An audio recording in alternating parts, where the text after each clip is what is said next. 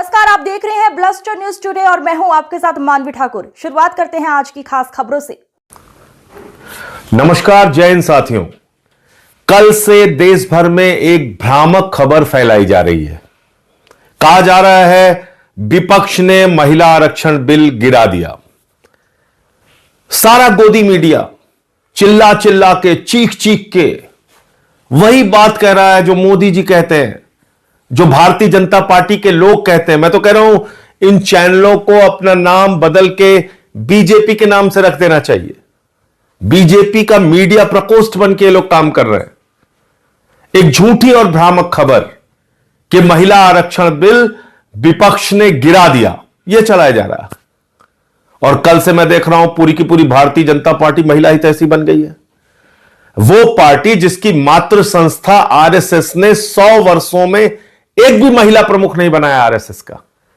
वो पार्टी जिसकी मातृ संस्था आरएसएस में महिलाओं का प्रवेश वर्जित है, वो भारतीय जनता पार्टी और जनसंघ जिसका आज तक कोई भी अध्यक्ष महिला नहीं हुआ। वो पार्टी, वो बीजेपी जो मणिपुर पे खामोश रहती है, हाथरस पे खामोश रहती है, अंकिता भंडारी के मामले में खामोश रहती है, जो बलात्कारियों को संरक्षण देने का काम करती है, वो कल से महिला हितैषी बन गई है। और मैं देख रहा हूं कि पूरी की पूरी गोदी मीडिया उनके पक्ष में खड़ी है।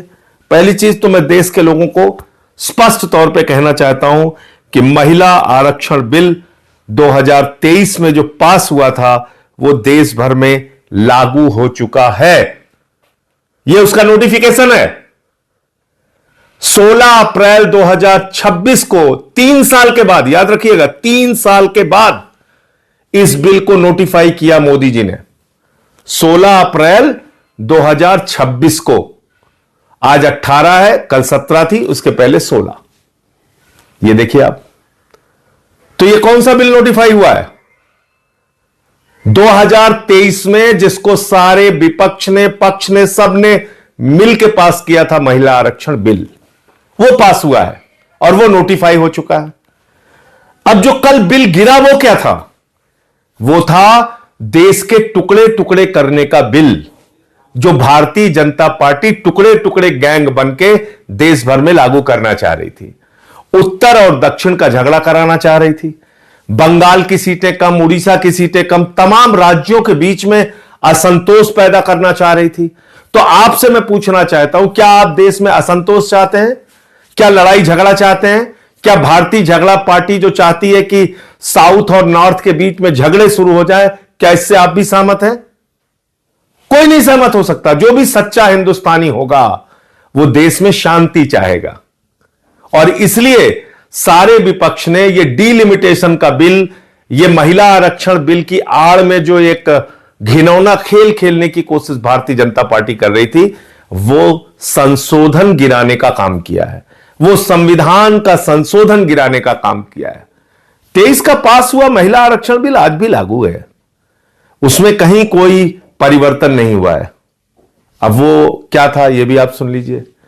महामानव ने 2023 में जो महिला आरक्षण बिल पास किया था, उसमें उन्होंने लिखा था कि पहले जनगणना होगी, जनगणना के बाद डीलिमिटेशन होगा, डीलिमिटेशन के बाद आरक्षण होगा। यह किसने लिखा था? 2023 में महामानव आदरणीय नरेंद्र मोदी जी, उन्होंने लिखा था। हमने नहीं लिखा था, गोदी मीडिया के लोगों, हमने नहीं लिखा था। यह आपके महामानव आदरणीय नरेंद्र मोदी जी ने लिखा था 2023 के बिल में। और तब हमने कहा कि भाई 543 में 33% आरक्षण दे के मामला खत्म करो ना। क्यों इतना लेट कर रहे हो कि पहले जनगणना होगी, फिर डीलिमिटेशन होगा, फिर आरक्षण होगा, और ये 29 के बाद यानी कि 34 में लागू होता मोदी जी के हिसाब से, जो 23 के बिल में है। अब वो 3 साल के बाद कह रहे हैं नहीं साहब, हम बड़े हितैषी हो गए हैं, हम तो बस इसको पास करना चाहते हैं। यह कितनी झूठी और बेबुनियाद बात है कि 3 साल तक वो 2023 का बिल इन्होंने नोटिफाई नहीं किया था, जिसके ऊपर संशोधन लेके आए। 16 अप्रैल 2026 को आनंद फानंद में उसको नोटिफाई किया इन्होंने। और अखबारों की हेडिंग आप देखिए। चलिए, गोदी मीडिया वाले गलती करते हैं, बात समझ में आती है। मैं आपको दिखाता हूं ये अखबारों की हेडिंग पढ़ के तो मुझे इन लोगों के दिल दिमाग पे तरस आ रहा है कि क्या ये सोचते हैं, क्या कैसे काम करते हैं। महिला आरक्षण बिल लोकसभा में गिरा, हिंदुस्तान अखबार की प्रमुख हेडलाइन है।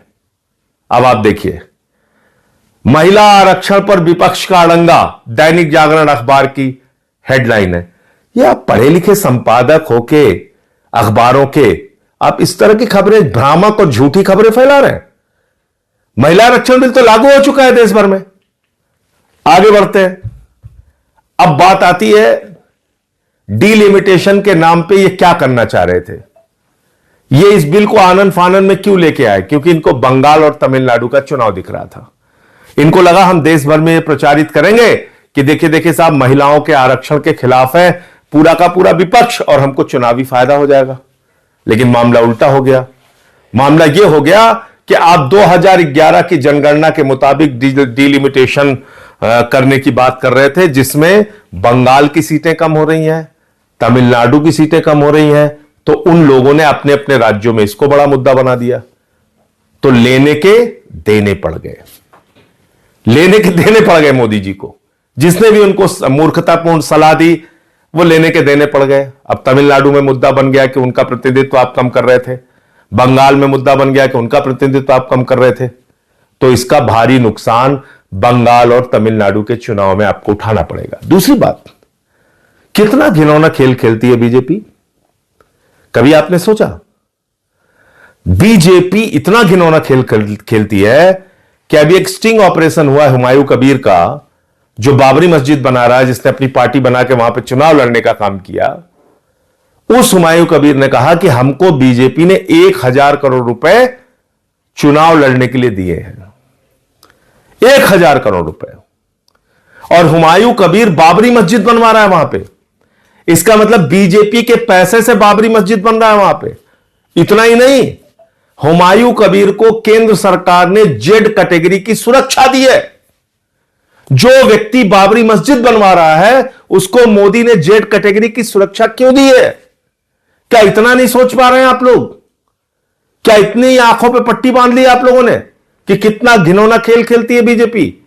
इसलिए इन लोगों से सावधान रहिए। और मैं फिर दोहराना चाहता हूं, महिला आरक्षण बिल 2023 में जो पास हुआ था वो लागू हो चुका है।